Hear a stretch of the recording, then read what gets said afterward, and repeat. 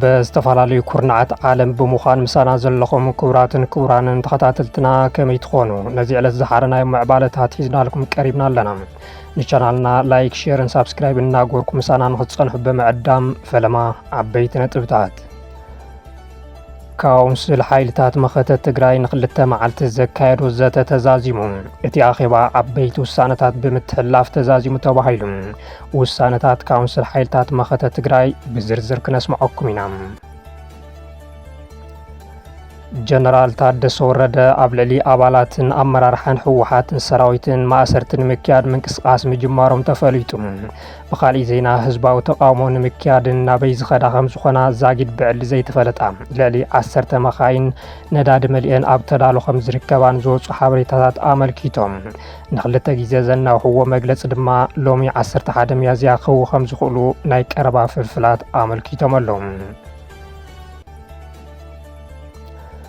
ኣብ ኣዲስ ኣበባ ኣብዚ ውሽጢ ክልተ መዓልትታት ሰፋሕቲ ማእሰርትታት ይካየዱ ከም ዘለዉ ተፈሊጡ።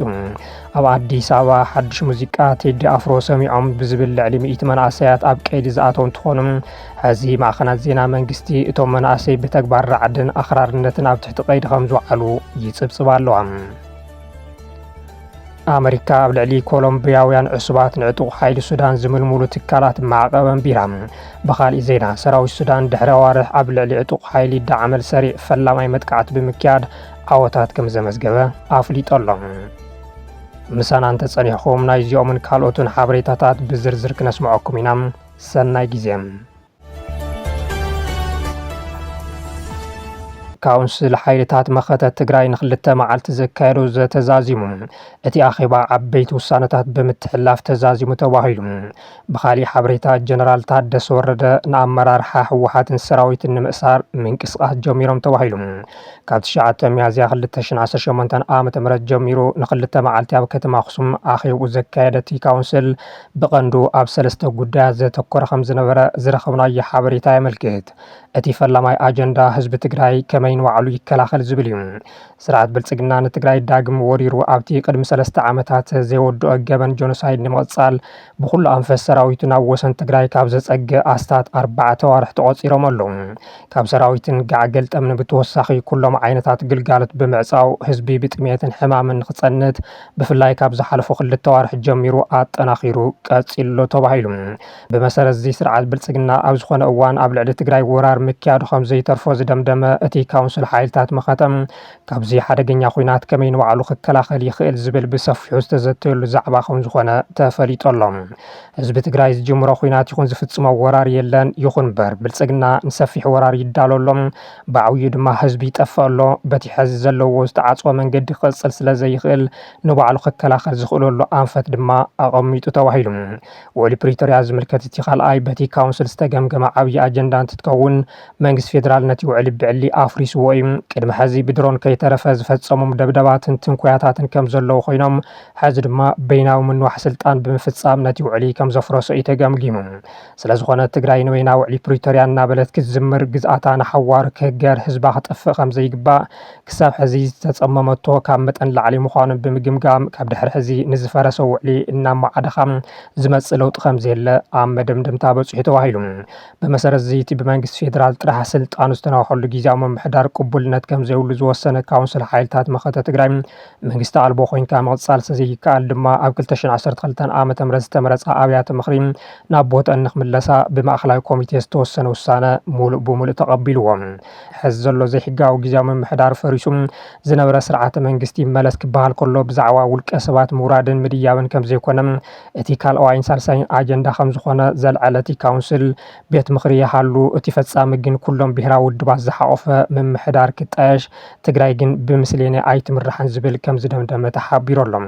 ቅድሚ እቲ ካውንስል ማእኸላይ ኮሚቴ ህወሓት ኣብ ዘካየዶ ናይ 3 መዓልቲ ኣኼባ ነዚ ውሳነ እንትዝውስን 4 ተቃውሞን 2 ድምፀ ተኣቅቦን ከም ዘጋጥሞ ኣብ ናይ ትማሊ ዜናና ምጥቃስና ዝዝከር እዩ። እቶም ሕዚ ዘሎ ግዝያዊ ምምሕዳር ክቕጽል ኣለዎ ናይ ቀደም ኣብያተ ምኽሪ ኣይመለሳ ብምባል ዝተቃወሙ ኣመራርሓ ንዓመታት ሓላፊ ቤት ጽሕፈትን ኣባል ፈጻሚ ስራሕ ህወሓትን ዝነበሩ ኣብ ዝተሓለፈ ጉባኤ ተገምጊሞም ናብ ማእከላይ ኮሚቴ ዝወረዱ ሕዚ ድማ ኣብ ቤት ጽሕፈት ጊዜያዊ ምምሕዳር ትግራይ ኣማኻሪ ፖለቲካዊ ጉዳያት ኮይኖም ዝሰርሑ ዘለዉ ኣይተ ኣለም ገብረዋህድ ኣካል ልኡኽ ድርድር ውዕሊ ፕሪቶርያ ዝነበሩ ዶክተር ፍስሓ ሃፍተጽዮን ኣብ እዋን መኸተ ብስርዓት ብልጽግና ተተሓሒዞም ተኣሲሮም ዝነበሩ ዶክተር ሰለሞን ኪዳነን ሕወሓት ካብ መጽሓፍ ቅዱስ ንላዕሊ እየ ዝኣምና ብምባል ዝፍለጡ ሕዚ ሓላፊ ቢሮ ሃፍቲ ማይ ትግራይ ዝኾኑ ኣይተ ተኽላይ ገብረ መድህንን እዮም። ኣብቲ ኣኼባ ካውንስል እውን ካብ ወተሃደራዊ መራሕቲ ተመሳሰልቲ ሓሳባት ተላዒሎም ከም ዝነበሩ ዝሕብሩ ፍልፍላት እንተኾነ ኣብ መወዳእታ ውሳነ ዋላቶም ኣብ ማእከላይ ኮሚቴ ዝተቃወሞም ካብቲ ናይ ካውንስል ብተቃውሞ ዝወፅ ኣመራርሓ ሰራዊት ይኹን ማእከላይ ኮሚቴ ከም ዘይነበረ እዩ ዝሕብሩ። እቲ ሳልሳይ ብካውንስል ሓይልታት ምኸተ ዝተለዓለ ኣጀንዳ ጸላኢ ብምንካይ ፎታዊ ነብዝሕ ዝብል እንትትከውን ምስ ጎራብቲ ህዝብታት ዝተጀመሩ ርክባት ተጠናኺሮም ንቕጽሉን ናብ ዝለዓለ ደረጃ ሓፍ ክብሉን ኣብ ስምምዕ ተበፂሑ። እቲ ሕወሓት ጊዜያዊ ምምሕዳርን ሰራዊትን ዝሓቆፈን 9 ኣባላት ዘለዎን ካውንስል ብዶክተር ደብረጽዮን ገብረ ሚካኤል ኣቦ መንበርነት ብጀነራል ታደሰ ወረደ ምክትልነት ዝምራሕ ዝነበረ ኮይኑ ጀነራል ታደሰ ናብቲ ኣኼባ ተጸዊዖም ክርከቡ ዘይምኽኣሎም ግና እቲ ኣኼባ ብዶክተር ደብረጽዮንን ጀነራል ፍስሓ ኪዳኑ ፍስሓ ማንጁስን ከም ዝተመርሐ ዝረኸብናዮ ሓበሬታ የመልክት። ቤት ጽሕፈት ሕወሓት ብዛዕባ እቲ ኣብ ኣኽሱም ዝተበጽሐ ውሳነ መልኪቱ መግለጺ ክህብ ተባሂሉ ትጽቢት ይግበር። ጀነራል ታደሰ ወረደ ኣብ ልዕሊ ኣባላትን ኣመራርሓን ሕወሓትን ሰራዊትን ማእሰርቲ ንምክያድ ምንቅስቓስ ምጅማሮም ተፈሊጡ። ብኻልእ ዜና ህዝባዊ ተቃውሞ ንምክያድን ናበይ ዝኸዳ ከም ዝኾና ዛጊድ ብዕሊ ዘይተፈለጣ ልዕሊ 10 መኻይን ነዳዲ መሊአን ኣብ ተዳሎ ከም ዝርከባን ዝወፁ ሓበሬታታት ኣመልኪቶም። ንኽልተ ግዜ ዘናውሕዎ መግለፂ ድማ ሎሚ 11 ሚያዝያ ክህቡ ከም ዝኽእሉ ናይ ቀረባ ፍልፍላት ገሊፆም ኣለዉ። 30 መጋቢት 2018 ዓ.ም ሕጋዊ ስልጣኖም ዛዚሞም ንተወሳኺ 1 ዓመት ብስርዓት ብልጽግና ጥራሕ ስልጣኖም ዝተናውሐሎም ጀነራል ታደሰ ወረደ ብሕወሓት ተቐባልነት ከም ዘይረኸቡ ዝፍለጥ እዩ። ተቐባልነት ኣይረኸቡን ጥራሕ እንተይኮነስ ካብ ስልጣኖም ንምእላይ እውን ከም ዝተወድዕ እዩ ዝግለጽ ዘሎ። ጀነራል ታደሰ ወረደ ኣብ መፈለምታ ኣዚሶምን ኣብ ዝሃቦ መግለጺ ነቲ ቅድሚ ውዕሊ ፕሪቶርያ ዝነበረ ኣዋጅ ተጠቒሱ ዝተዋህቦም ሹመት ከም ሕጋዊ ብምውሳድ ካብ ስልጣናይ ኣይወርድን ብምባል ቁርፂ ምፍላጦም ዝፍለጥ እዩ። ጀነራል ታደሰ ኣብዚ ሕዚ እዋን በቶም ቅድሚ ሕዝን ጌታቸው ረዳ ኣባሪሮምዎም ብምባል ዝጸርፍዎም ዝነበሩ ኣካላት ጥራሕ እምበር ኣብ ትግራይ ዘለዎም ተቐባልነት ባይታ ከም ዘበጠ ዝገልጹ ሃብ ትርኢቶም ናይዚ ሓደ መርኣያ ድማ ዝፀውዕዎ ኣኼባ ካቢነ ዝርከበሎም ስኢኖም ምስራዙ እዩ። ነቲ ህዝቢ ትግራይ ብምስሌና ኣይመሓደርን ዝብል ተቃውሞ ንጎኒ ብምግዳፍ ካብ ስልጣነይ ዝነቕንቐኒ የለን ዝበሉ እቶም ጀነራል ሕዚ ንስልጣኖም ስግኣት ዝብልዎም ኣመራርሓን ኣባላትን ውድብ ሕወሓትን ሰራዊትን ንምእሳር ምንቅስቓስ ከም ጀመሩ እዩ ዝወፁ ሓበሬታታት ዘመልክቱ። በዚ እውን ምስ ገለ ኣመራርሓ ፖሊስን ቤት ፍርድን ትግራይ ብምዃን ትእዛዝ ማእሰርቲ ዝወፀሎም ኣካላት ከም ዘለዉ እናተገለጸ እዩ። ካብዚ ብተወሳኺ ኣብ መቐለ ህዝባዊ ሰልፊ ንምክያድ ዝሓሰብዎ መደብ ንምዕዋት ንኣመራርሓ ክለብ ሰብዓ እንደርታ መቐለ ፀዊዖም ንምርካብ ቆፀሮ ከም ዘለዎምን ነዚ መሳለጢ ድማ ካብ መንግስቲ ፌደራል ብእኒ ዶክተር ኣብርሃም በላይ ኣቢሉ ሚልዮናት ገንዘብ ፈሰስ ይግበር ከም ዘሎን ኣብ ቤት ጽሕፈት እቲ ጊዜያዊ ምምሕዳር ዝርከቡ ፈለጥቲ ውሽጢ ይዛረቡ። ከምኡ እውን ነቲ ክወስድዎ ዝሓስብዎ ዘለዉ ስጉምትታት ከተዓናቕፉ ይኽእሉ እዮም ንዝበልዎም ኣመራርሓ ሚድያ ንምልዓል ከም ዝወሰኑ ካብዚኦም ቅድሚ 2 ወርሒ ኣካየዲ ስራሕ ቴሌቭዥን ትግራይ ኮይኑ ንዝተመደበ ኣባዲ ገብረስላሴ ካብ ሓላፍነቱ ንምልዓል ደብዳቤ ተዳልዩ ከም ዘሎ ሓቢሮም።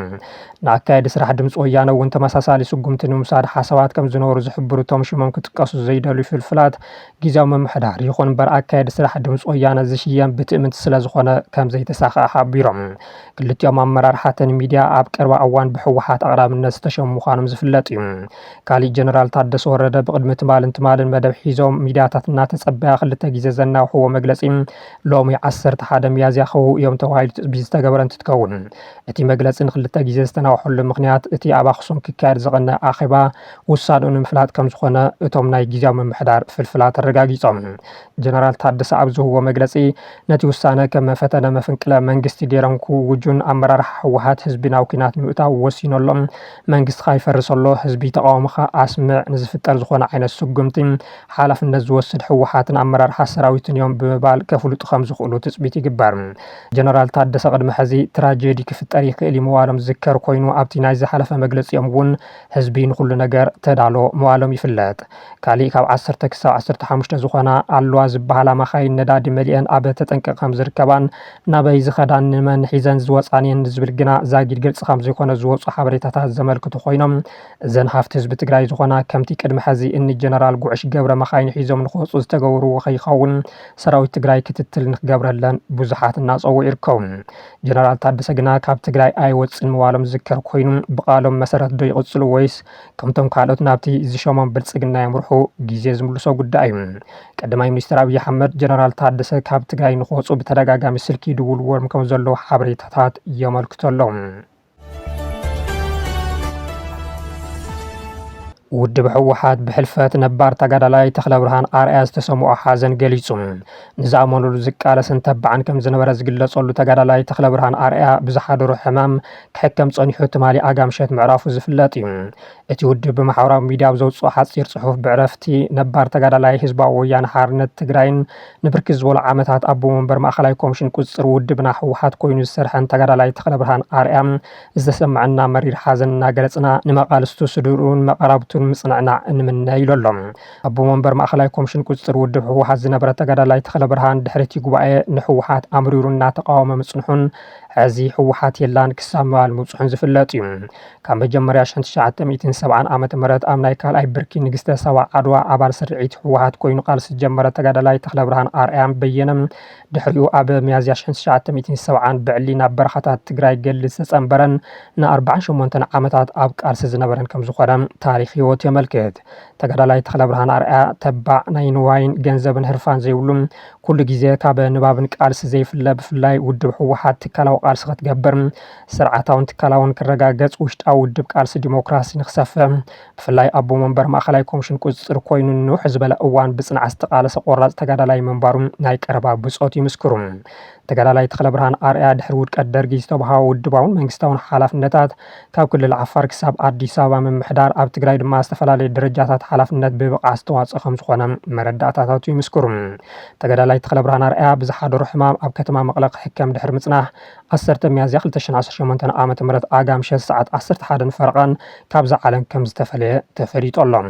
ትግራይ ቱደይ ብመስዋዕቲ ተጋዳላይ ተክለ ብርሃን ኣርኣያ ዝተሰምዖ ሓዘን ብምግላጽ ንስድራን ፈተውትን ከምኡ እውን ንመላእ ተቃላሳይ ህዝቢ ትግራይ ምጽንዕና ይምነ። ኣብ ኣዲስ ኣበባ ኣብዚ ውሽጢ ክልተ መዓልትታት ሰፊሕ ማእሰርትታት ይካየድ ከም ዘሎ ተፈሊጡ። ኣብ ኣዲስ ኣበባ ሓድሽ ሙዚቃ ቴዲ ኣፍሮ ሰሚዖም ብዝብል ልዕሊ 100 መናእሰይ ኣብ ቀይዲ ዝኣተው እንትኾኑ ሕዚ ማእኸናት ዜና መንግስቲ እቶም መናእሰይ ብተግባር ራዕድን ኣኽራርነትን ኣብ ትሕቲ ቀይዲ ከም ዝውዕሉ ይፅብፅባ ኣለዋ። ምልቃቕ ኣልበም ኣርቲስት ቴዲ ኣፍሮ ስዒቡ ኣብ ውሽጢ ስርዓት ብልፅግና ዓብዪ ራዕዲ ከም ዝተፈጠረ ዝሓበሩ ገለ ሓበሬታታት ነዚ ስዒቡ ነቲ ደርፊ ሰሚዕኹም ዝተባሃሉ ልዕሊ 100 መናእሰይ ከም ዝተኣሰሩ ኣብ ኬንያ ዝመደብሩ መሰረት ሚድያ ምፅብፃው ዝፍለጥ እዩ። ሕዚ ሚድያታት ስርዓት ዘውፅኦ ሓበሬታ ከም ዘመልከቶ ግና ንራዕዳውያንን ኣኽረርትን ሓይልታት ወኪሎም ዝንቀሳቐሱ ዝነበሩ 138 ጥርጡራት ኣብ ትሕቲ ቀይዲ ኣትዮም ዝብል ኮይኑ ኣሎ። ኣብ ጫካ ዝንቀሳቐሱ ግብረ ራዕዳውያንን ኣኽረርትን ሓይልታት ወኪሎም ዝንቀሳቐሱ ዝነበሩን ሰላምን ድሕነት ኢትዮጵያ ንምዝራግን ዝመፅእ ሸውዓይ ሓፈሻዊ መረፃ ንምትዕንቃፍን መደብ ዝነበሮም 138 ጥርጡራት ኣብ ትሕቲ ቀይዲ ኣትዮም ክብል ሃገራዊ ግልጋሎት ድሕነትን መረዳእታን ዕላው ገይሮሎም። ብመሰረት መግለፂ እቲ ትካል ኣብ ዝተፈላለዩ ከባቢታት ኢትዮጵያ ብሽም ግብረ ራዕዳውያንን ኣኽረርትን ሓይልታት ዝንቀሳቐሱ ዝነበሩ ጥርጡራት ካብ 9 ሚያዝያ 2018 ዓ.ም ጀሚሩ ምስ ኣካላት ፀጥታ ፌደራልን ክልልን ብምውሓድ ኣብ ዝተኻየደ ስርሒት ኣብ ትሕቲ ቀይዲ ኣትዮም ኣለዉ። እቶም ጥርጡራት ኣብ ኣዲስ ኣበባ ሓዊሱ ኣብ ዓበይቲ ከተማታት እቲ ሃገር ከምኡውን ኣብ ዝተመረፁ ከባቢታት ራዕድን ዓመፅን ንምልዓል ንዕጡቓት ጉጅለታት ዝኸውን ዋህየታት ይውድቡን ሓበሬታ ይህቡን ከም ዝነበሩ ከምኡውን ልእኽቶ መጥቃዕትን ምዕፋንን ንምፍፃም ይንቀሳቐሱ ነይሮም ይብል ግልጋሎት ድሕነትን መረዳእታን። ብተወሳኺ ንራዕዳውያንን ኣኽረርትን ጉጅለታት ዝኸውን ገንዘብ ቀረብ ወተሃደራዊ ክዳን መራኸቢ ሬድዮም ሞባይላትን ሲም ካርድን ኣፅዋርን ተተኮስትን ይእክቡን የቕርቡን ከም ዝነበሩ ኣብ ዝተመረፁ ከተማታትን ቀበሌታትን ንጥፈታት መረፃ ንምዝራግ ከምኡውን ብሄራውን ሃይማኖታውን ጎንፅታት ንምልዓል ተዋፊሮም እናሃለዉ ኣርኪወዮም ኢሎም። ገለ ካብቶም ጥርጡራት ምስ ከም በዓል ኣልሸባብን ዳዕሽን ዝኣምሰሉ ዓለም ለኸ ራዕዳውያን ርክብ ብምፍጣር ኣብ ሶማልያ ስልጠና ግብረ ራዕዲ ከም ዝወሰዱ እውን ብሓበሬታ ኣረጋጊፀ ኢሉ። ብተወሳኺ ኣብ ዘይሕጋዊ ምስጋር ኣፅዋርን ደቂ ሰባትን ቁጥባዊ ህውከት ኣብ ምፍጣርን ኣብ ቀረባ ድማ መሰረታዊ መሰረታዊ ሸቐጣት ሕፅረት ኣብ ምፍጣር ይሰርሑ ከም ዝነበሩ ምርጋፁ ገሊፆሎም። እቶም ጥርጥራት ኣብ ትሕቲ ቀይዲ ኣብ ዝወዓሉ እዋን ናብ ጉጅለታት ግብረ ረዓድን ኣኽረርትን ዝተፈላለዩ ኣፅዋር ነተኩቲ ተተኮስቲ ዝተፈላለዩ ናይ ወፃኢ ባጤራ ከምኡ እውን ኮንትሮባንድ ኣቑሑ ብመኪና ኣቢሎም ንምልኣኽ ኣብ ምድላው ነይሮም ክብል መግለፂ ሃገራዊ ግልጋሎት ድሕንነትን መረዳእታን ኣፍሊጦሎም። ኣብ ትግበራ ረዓድ ሓዊሱ ኣብ ዝተፈላለዩ ናይ ጥፍኣት ተግባራት ዝተሳተፉ ብድምሩ 138 ጥርጡራት ምስ ሓይሊ ምክልኻል ሃገር ፌደራል ፖሊስ ከምኡ እውን ክልላዊ ኣካላት ፀጥታ ብምትሕባር ኣብ ትሕቲ ቁፅጥር ሕጊ ከም ዝወዓሉ እቲ ትካል ኣፍሊጦሎም። ይኹን እምበር ሓደ ሚድያታት እቶም ዝእሰሩ ዘለዉ መናእሰይ ንደርፊ ቴዲ ኣፍሮ ብምስምዖም ከም ዝኾነን ምስ ምልቃቕቲ ኣልበም ተኣሳሲሩ ተፈጢሩ ዘሎ ፖለቲካዊ ዋዒ ምክንያት ኣብቲ ስርዓት ስግኣት ብምፍጣሩ ከም ዝኾነን እየን ዝፅብፅባ ዘለዋ። ኣሜሪካ ኣብ ልዕሊ ኮሎምቢያውያን ዕሱባትን ዕጡቕ ሓይሊ ሱዳን ዝምልምሉ ትካላት ማዕቐብ ኣንቢራ። ብኻልእ ዜና ሰራዊት ሱዳን ድሕሪ ኣዋርሕ ኣብ ልዕሊ ዕጡቕ ሓይሊ ዳዕመል ሰሪዕ ፈላማይ መጥቃዕቲ ብምክያድ ዓወታት ከም ዘመዝገበ ኣፍሊጡ ኣሎ። ቤት ፅሕፈት ምቁፅጻር ንብረት ወፃኢ ክፍሊ ገንዘብ ኣሜሪካ ከም ዘፍለጦም ኣብ ልዕሊ ኣብ ምልመላ ወፃእተኛታት ተዋጋእቲ ኣብ ሱዳን ዝርከቡ ሓይልታት ቅልጡፍ ደገፍ RSF ዝተዋፈሩ መርበብ ውልቀ ሰባትን ትካላትን እገዳ ከም ዝተነበረ ዕላው ገይሮሎም። እቶም ኣብ ጎኒ ዳዕመል ሰሪዕ ኮይኖም ንሰራዊት ሱዳን ንኸወግኡ ዝምልመሉ ዕሱባት ብቐንዱ ኮሎምቢያውያን ኮይኖም ኣሜሪካ ነዚኦም ዝምልምሉን ዘዋፍሩን ዝተረቓቑ መርበባት ከም ዝነፀረት ተፈሊጡ ኣሎ። ብመሰረት እቲ ክፍሊ እዚ መርበብ እዚ ካብ 2024 ጀሚሩ ኣማኢቲ ወታደራት ኮሎምቢያ ዝነበሩ ናብ ሱዳን ንምስጋር ዘመቻቹ ኮይኑ ኣብ ሰሜን ዳርፉር ኣብ ዝተኻየደ ከበባ ኤልፋሻር ሓዊሱ ኣብ ወሰንቲ ውግኣት ከም ዝተሳተፉ ተረጋጊፁ ኢሉ። ካብቶም ወሰንቲ እገዳ ዝተገበረሎም ሰባት ነበር ኣዛዚ ሰራዊትን ወናኒ ዓለም ለኻዊ ትካል ግልጋሎትን ኮሎኔል ጆሲዮ ኦስካር ጋርሺያ ባቲ ሓደ እዩ። ኣድራሹ ኣብ ቦጓታን ድዋይን ከም ዝኾነ ዝንገረሉ ባቲ ትካሉ ተጠቒሙ ኦፕሬተራት ስናይፐርን ሰብ ኣልቦ ነፈርትን ሓዊሱ ዝተፈላለዩ ዕሱባት እናመልመለ ናብቲ ዕጡቕ ሓይሊ ከም ዝልእኽ ይኽሰስ። ሓውን ባቲ ዑመር ፈርናንዶ ጋርሺያ ባቲ እውን ንግሎባል ቆዋ ኣልባሸርያ ዝበሃል ትካል ዘመሓድርን ሚፉትሮ ግሎባል ተባሂሉ እውን ዝፍለጥ ናይ ምልመላ ትካል ዝወነነ ትትከውን ክልቲኦም ኣሕዋት ብጉልባብ ናይቲ ብሕቲ ፀጥታ ዕሱባት እናመልመሉ ናብ ኩናት ሱዳን ከም ዝልእኹ ብኣሜሪካ ተቃሊዖም ኣለዉ። ካሊእ ብኣሜሪካ ማዕቀብ ዝተነበረሉ ውልቀ ሰብ ዳይሬክተር ፊኒክስ ሂዩማን ሪሶርስስ ዝተባሃለ ትካል ትትከውን እዚ ትካል ኣብ ወርሒ ለካቲት 2025 ከም ግንባር ዝተመስረተ ኮይኑ ቅድሚ ሕዚ ዝነበረ ዓለም ለኻዊ ትካላት ድሕሪ ምቅልዕን ንጥፈታት ምልመላን ንምቕፃል ዝተጣየሸ እዩ ተባሂሉ ኣሎ። ከምኡ እውን ኣሜሪካ ኣብ ፓናማ ዝመደብሩ ታለንት ብሪጅ ዝተባሃለ ትካል ማዕቀብ ዘንበረት ኮይና እዚ ድማ ኣብ መንጎ ወሃቢ ህፁፅ ደገፍን እቶም ዕሱባትን ዘሎ ኔትወርክ ገንዘብ ፈሰስ ዝገብር እዩ ኢላቶላ። ገለ ካብቶም ኣካላት ብኣመራፂ ኣሽማትን ሓደሽቲ መንነት ትካላትን ብምንቅስቃስ ነቲ ቅድሚ ሕዚ ዝነበረ እገዳ ንምዕጋት ከም ዝፈተኑ ቤት ፅሕፈት ካዝና ኣሜሪካ መልኪቱ ኣሎ። እቲ ስጉምቲ ብመሰረት ፈጻሚ ትእዛዝ 14098 ዝፈፀመ ኮይኑ እዚ ድማ ነቶም ንምርጋእ ሱዳን ዘዕንውን ሰላማዊ ግዝኣታዊ ሓድነት ኣብ ሓደጋ ዘእቱን ኣካላት ኢላማ ዝገበረ እዩ። እዞም መርበባት ኪራይ ሰራዊት ንመከራ ህዝቢ ሱዳን ዘጋድዱ ነቲ ድሮ ሚልዮናት ዘመዛበለ ግጭት ዘናውሑን እዮም ክብል ቤት ፅሕፈት ካዝና ኣሜሪካ ገሊጹ ኣሎ። እዚ ከምዚ ኢሉ እንከሎ ሰራዊት ሱዳን ድሕሪ ኣዋርሕ ፈላማይ ዝበልዎ ፍሪ መጥቃዕቲ ምጅማሩ ኣፍሊጡ። ሰራዊት ሱዳን ድሕሪ ኣዋርሕ ኣብ መላእ ሰሜንን ደቡብን ኮርዳፋን ንፈለማ እዋን ዓብዪ ናይ መሬት መጥቃዕቲ ብምክያድ ዕርድታት RSF ኢላማ ብምግባር ብ10 ዝቁፀራ ናይ ውግእ መኻይን ከም ዘዕነወ ዕላው ገይሮሎም። ወታደራዊ ፍልፍላት ከም ዝሕብርዎ ሰራዊት ሱዳን ነቶም ቦታታት ንምቁፅፃር ጃሚንግ ቴክ ድሮን ከም ዝተጠቐሙ ሱዳን ትሪብን ፀብፂቦሎም። ዋና ኣዛዚ ሰራዊት ሱዳን ጀነራል ዓብዱልፈታሕ አልቡርሃን ድሕሪ RSF ካብ ኢትዮጵያ ብምጋስ ኣብ ግዝኣት ቡሉናይ ዝኸፈቶ መጥቃዕትን ንከተማ ኩርሙክ ምቁፅፃሩን ንምዕራይ ኣዘዝቲ ሰራዊት ምክያዶም ዝፍለጥ ኮይኑ እቲ ናይ ሕዚ ናይ ሰሜንን ደቡብን ኮርዳፋን መጥቃዕቲ ንፈለማ እዋን እዩ። ክቡራት ተኸታተልትና ናይ ዝዕለት ዜናታት ነዚኦም ይመስሉ ነይሮም። ስለ ዝተኸታተልኩምና ኣዝና ብምስጋን ኣብዚ ክንፍለየኩም ሰላም ልዋም መዓልቲ።